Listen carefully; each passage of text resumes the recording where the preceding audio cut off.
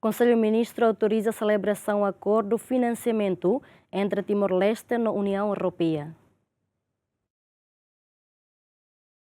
O projeto NB apresenta ao Ministro Negócios Estrangeiros na Cooperação Bendito dos Santos Freitas, Konsellu Ministru quarta-ne delibera onde autoriza a celebração acordos financiamento entre República Democrática Timor-Leste e União Europeia relaciona a criação no desenvolvimento negócio sustentável na economia circular, na governação eletrônica do sistema judicial e a Timor-Leste. Programa criação no desenvolvimento negócio sustentável na economia circular, o financiamento dólar americano milhão tolo resin, nebe o objetivo apoia a criação no desenvolvimento negócio sustentável no mos iniciativa economia circular niang e a Timor-Leste, onde promove diversificação econômica, criação de emprego no mos modelo produção no consumo niang nebe sustentável ba ambiente. No programa governação eletrônica ba sistema judicial e a Timor-Leste, o financiamento dólar americano milhão hito, o objetivo atualmente em governação eletrônica e o sistema judicial nacional, onde contribui a dia acesso à justiça, aumenta a eficiência na acessibilidade ao serviço judicial sira, no mostra confiança pública e a instituição justiça, lhe usa ferramenta transformação digital na governação eletrônica. O setor economia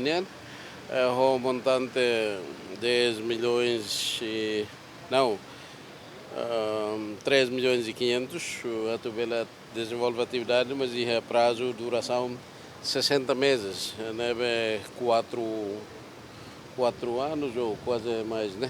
Depois, e da selo que falei, mas justiça, a digitalização, a reforma da justiça, não é ministro da justiça, mas sei atende o programa, né? O valor, né? Que apoio, e justo, Timor-Leste, né, justiça, né, o valor de 7 milhões, né.